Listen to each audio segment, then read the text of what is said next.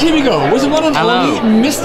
Tennant. That's me. And it's so amazing because I'm such a fan of Game of Thrones, and then House of the Dragon, I think, is a little bit better.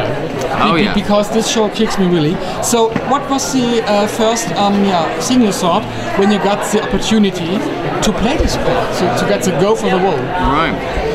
Well, so what was the feeling like? Yeah. I mean, it was amazing. I mean, it was quite surreal because I watched the original show, and I think that was quite, and I was a massive fan of it. So it was quite a surprise, and I sort of did it. It was so quick as well because I sort of went to the audition thinking, you know, I wasn't going to be. You know, it was one of those auditions where I was like, I'm gonna do it, and I'll go in with everything I've got, but I know I'm not gonna get it. And then to be actually given a role like that, and to sort of make it feel like my own, and just amazing. It was really great to just take something like that, and also, you know, I was a Targaryen, and I'd have the hair, and I mean, obviously, clearly, I've not really died out of that feeling because now I've got the same hair. Yeah, it was just amazing. It was so cool, and everyone was so lovely. Like meeting, just like, you know, hanging out with Matt Smith and Olivia Cook and Paddy, and you know, it was just amazing. It was brilliant, really cool. I mean, how huge are the sets? Because in the show it looks almost practical. Yeah. It doesn't look much CGI. It looks like they have really big sets. So how are the sets, and what kind of feelings are for you when you enter the stage in the morning? Yeah, it's amazing. I mean, all the interior stuff on the most part is sort of CGI.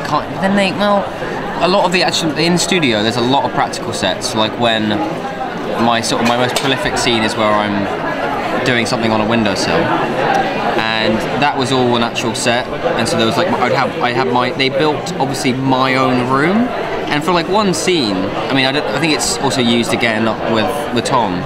But for, you know, they built a set that was my bedroom for a scene that's, you know, I think it was just quite amazing that, you know, you're sort of given that and the pressure of it as well, but it's just, you just totally eat it up and you love it. But I mean, a lot of the outside stuff, so we filmed in Cornwall on St. Ives, the island St. Ives, and it was like just amazing because it was all like an actual old castle and all that. It was, we're doing the funeral and just like actually being out on an island, and we get like a duck, you know, the duck buses where they turn into a boat and you go across. So that every morning was just like, you've totally woken up because it's just freezing cold in Cornwall. But yeah, the sets are bloody amazing. Yeah, they're terrific. They're really cool. And did you have maybe any favorite moment during the shooting, or things that happen that we don't see on screens that are memorable in any way? Favorite moment on set? Funny moments, weird moments, crazy moments. Yeah, I've got a good one. I actually tried saying this in an interview when I did the show, and I think they took it off because they were like, "That's a bit of a weird story to tell," but I'm going to tell it anyway. It's a scene. It's during the funeral, and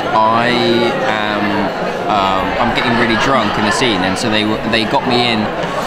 So it was like, I had like a 6 AM call, and obviously there's like a 5 AM call, and obviously my hair is about 2 hours roughly, and so it was quite early because they wanted to do like some improv stuff for the early day, and so I did this improv, and I thought it would be a cool idea because I'm supposed to be drinking a lot, and I'm supposed to be I'm playing with Matt, and obviously Matt's there, and I'm sort of trying to obviously Matt is an incredible actor, trying to make him crack, and he didn't. I mean, I'm not that funny, so it was just me sort of like trying. Anyway, so I figured I'd sort of do some stuff with Matt, and then I go across, and then I find this platter full of drinks that a waitress is holding, and I figured it would be a funny idea to like take all these drinks and then shot them, so like just down them all, and there were about 6 mugs on there. And so I got to the 3rd mug, and I realised that there was sort of just dirt inside, because obviously it'd been left overnight or whatever, and they just filled it up. And you know, no one thinks that I'm going to practically drink any of them, because who would? But so I started drinking them, and then I realised, and then I'm like, well, I'm already doing it, so I might as well just finish it. And then I get to the end, like I'm trying to do a bit of stuff for the end of the scene, and then I realise that like so I start sort of gagging, and they think I'm just sort of pretending to throw up, when in actual fact I'm actually about to throw up. So they cut, and then I just stopped running to the nearest toilet, and the nearest toilet, the only one that was unlocked was the director's toilet. So I ended up throwing up in Miguel's toilet that he doesn't actually know about. But that's my favourite story because I thought that was quite. It was, yeah. I don't know. I think that was a brilliant one. And I didn't tell Miguel either. He still doesn't know to this day, which I think is for the best. Amazing. Thank you very much for sharing it. Yeah. And you're welcome. I saw the first trailer of season 2, and it's amazing. So I know that you maybe know what is maybe happening in season 2. Did you? Are you allowed just to give us a little short? I don't know anything. I'm telling you. Because I'm not in the show anymore. So and we're talking about House of Dragon HBO. Anyone who's the moment that you're out, you don't know anything. I think even when I was doing the show, I only got my 2 episodes, so I had to kind of figure stuff. I mean, obviously I was given, if I had any questions, I'd be given the answer to them, in terms of like motivation or whatever, like when did this happen, what's going on, but I only got my 2 episodes, so I didn't even know like what the whole season would be, and obviously it turned out to be amazing. But so I don't know anything. I mean, I feel I can confidently say that it's going to be incredible, and you have a lot to look forward to. Because I also know, I know some things, but I'm not like I know how long it's going to go on for, and I know that stuff, but I'm not at liberty to say. But that's all I know. But yeah, it's going to be amazing, and Tom is obviously incredible. So I'm really excited to see what he does with the character, and yeah. Because my hope was to have maybe any contact to the crew members. Maybe you got a friendship to the makeup artist or the prop maker or anything else. So you didn't have any contact to the guys there. Because I think it's different on which production you are.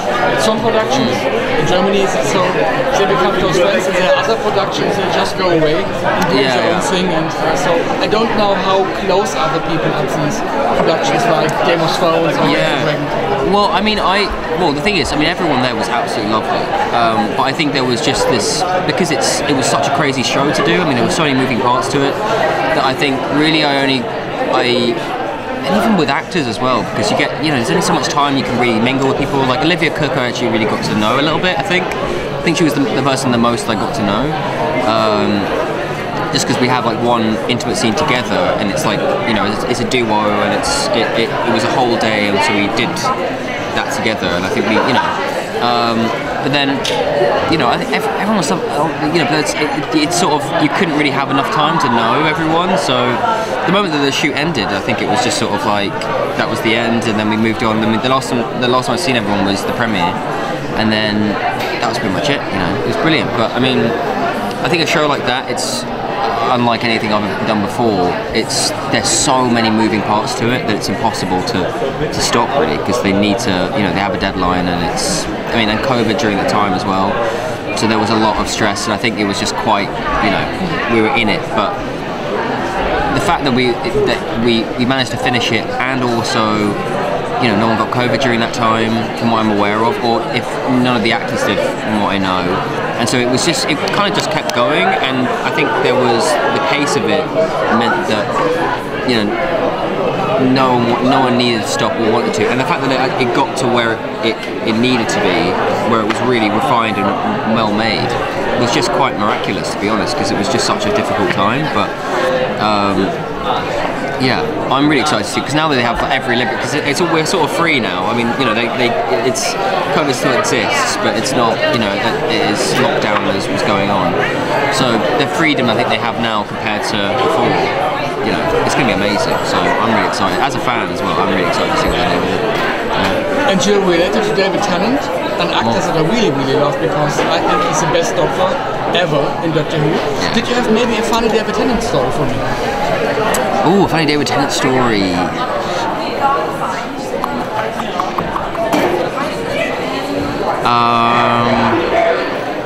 Speaking of, oh come on, funny David Tennant story.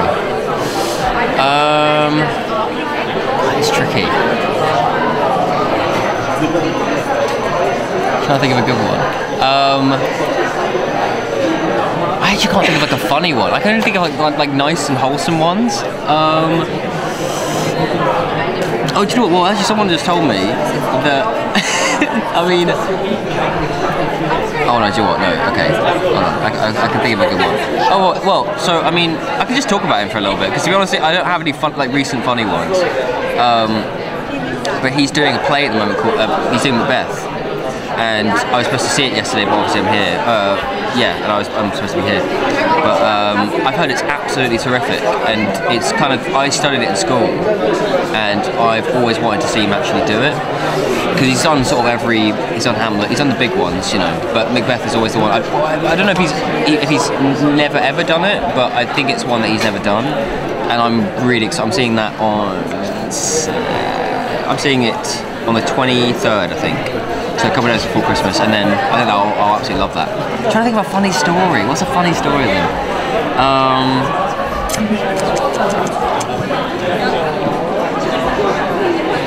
It's got to be something.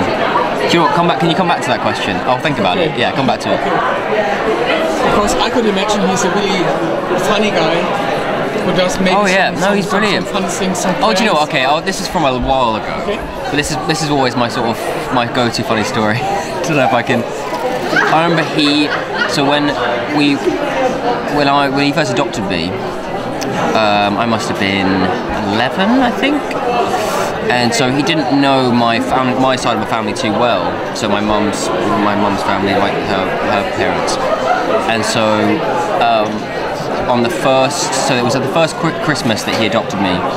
He was doing a sort of joke of being Santa, but instead he came down. We came from a Christmas party, and we were having a great time. And then my grandparents came around for the evening, and so he thought it'd be funny to answer the door in nothing but just like Santa Claus pants, like boxers.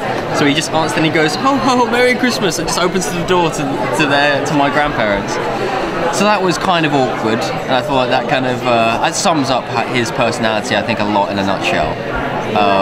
But to be fair, that was always the memory I look back at him on. To be honest, that's always a funny one to go back to. But I mean, honestly, in the most part, I feel like he's quite like he's incredibly funny. But I feel like I look to him more as, you know, the nice things that he's done for me, or like the wholesome stuff. You know, those are my particular memories I hold on to. But yeah, he's just a brilliant person, and he's just so good. And I don't know how I'm going to top it, to be honest. I'm working on it, but I think that's going to happen. Great, thank you very much. Thanks for sharing that story with us.